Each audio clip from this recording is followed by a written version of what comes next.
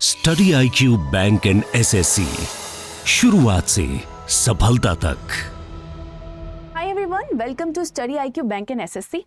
आज के सेशन में एक हम बहुत ही इंपॉर्टेंट वायरल टॉपिक के बारे में बात करने वाले हैं। वो टॉपिक है why has United Nation body withheld accreditation to India's NHRC। हुआ क्या है समझने की कोशिश करते हैं। यूनाइटेड नेशन की एक बॉडी है जो कि ग्लोबल लेवल पे ह्यूमन राइट्स के लिए काम करती है। इस ग्लोबल बॉडी के अंदर एक कमेटी है। ये कमेटी क्या करती है, जितनी भी कंट्रीज हैं, हर कंट्री की अपनी अपनी एक ह्यूमन राइट कमीशन होता है या फिर इंस्टीट्यूशन होता है। तो ये जो कमेटी है हर कंट्री के ह्यूमन राइट कमीशन या इंस्टीट्यूशन को क्या प्रोवाइड करती है, एक्रेडिटेशन प्रोवाइड करती है, यानी कि मान्यता प्रोवाइड करती है। इंडिया के केस में क्या हुआ है कि इस ग्लोबल बॉडी ने, जो कि ह्यूमन राइट्स के लिए काम करती है, यूनाइटेड नेशन का पार्ट है, इंडिया के NHRC को रिकॉग्निशन देने से या मान्यता देने से मना कर दिया है। समझने की कोशिश करेंगे पूरा केस क्या है। चलिए स्टार्ट करते हैं। For the second year in a row, ऐसा नहीं है कि ये पहली बार देखा गया है, ये दूसरी बार हो रहा है। For the second year in a row an organisation affiliated with United Nation human rights, एक ऑर्गेनाइजेशन है जो यूनाइटेड नेशन की बॉडी है, उसने क्या किया है, has put off accreditation for the India's national human right commission. तो इंडिया की जो ह्यूमन राइट कमीशन है उसको यहाँ पर एक्रेडिटेशन देने के लिए मना कर दिया है कि इस बार भी हम यहाँ पर मान्यता नहीं देने वाले, किसको, NHRC को। अब होता क्या है समझने की हम वापस से कोशिश करेंगे।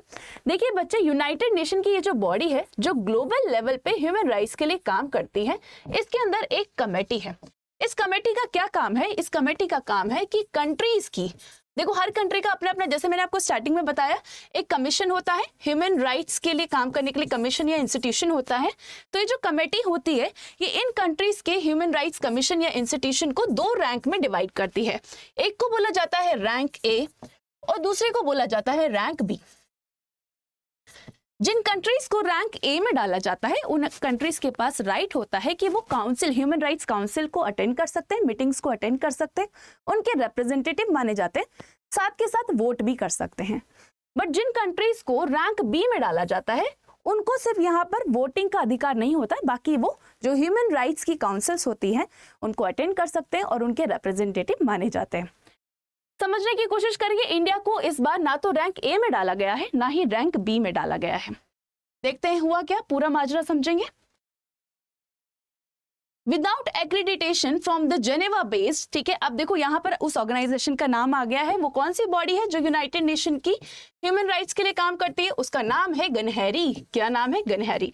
गनहरी का फुल फॉर्म देख लेते हैं, global alliance of national human rights institution. ठीक है, कहां पर बेस्ड है? जेनेवा, स्विट्जरलैंड की बात कर रही है। विदाउट एक्रेडिटेशन, अगर इससे एक्रेडिटेशन ना मिले तो जो NHRC है वो ना ही वो इंडिया को रिप्रेजेंट कर सकता है, ना ही काउंसिल्स में पार्टिसिपेट कर सकता है और ना ही वोट कर सकता है। तो इससे हमें ये पता चलता है कि इंडिया का इसके अंदर एक्रेडिटेशन होना कितना इंपॉर्टेंट है। बट अभी हमें ये नहीं मिला है। क्यों नहीं मिला है इसके ऊपर भी बात करेंगे, पर अभी हम थोड़ा सा और समझने की कोशिश करेंगे, उसके बाद हम बात करेंगे।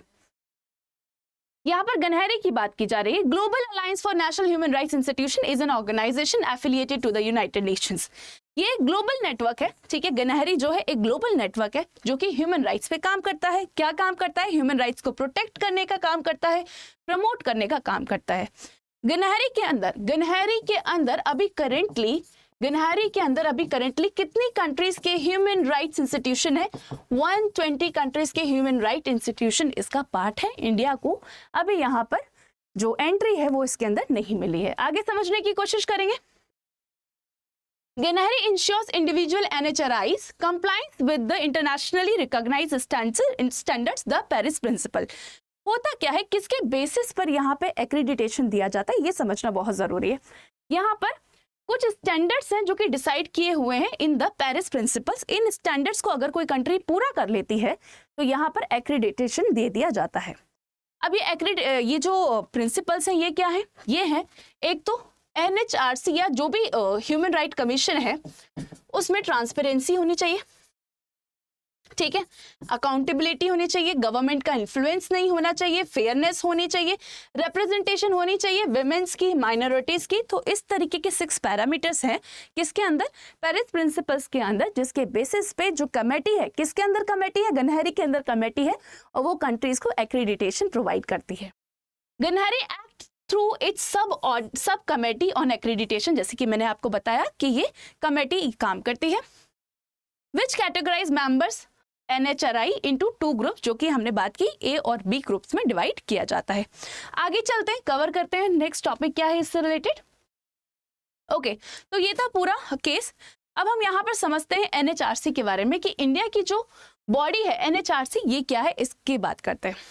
National human right commission NHRC की यहाँ पर बात कर रहे हैं of India was establish on 12 October 1993। Direct question है, जीके का पूछ लिया जाएगा आपसे कि बताइए NHRC को कब एस्टैब्लिश किया गया था। तो यहाँ पे आपको पता होना चाहिए 12 अक्टूबर 1993।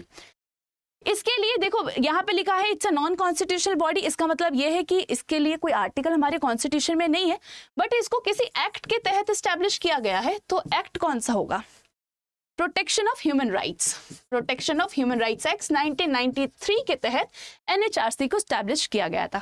अब देखो अगर हम NHRC की बात करते हैं तो यहाँ पे बोल रहा है कि 2 बार यहाँ पर NHRC को एक्रेडिटेशन नहीं मिला है, बट क्या कभी भी नहीं मिला है, तो ऐसा नहीं है।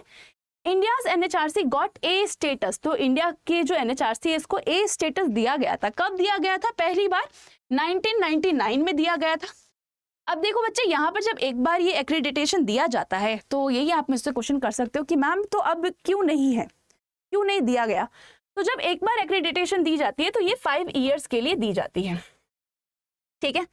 1999 में दी गई, वापस 2006 में, उसके बाद 2011 में, 2017 में, यानी कि 2022 तक रही इंडिया के पास, और 2023 और 2024 में नहीं दी गई।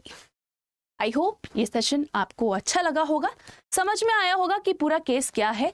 अगर इससे रिलेटेड आपका कोई भी डाउट है तो आप मुझसे कमेंट बॉक्स में पूछ सकते हैं। बाकी thank you so much for watching this video. अगर ये सेशन अच्छा लगा है तो लाइक करें, शेयर करें। Bye bye, take care. Study IQ bank and SSC, शुरुआत से सफलता तक।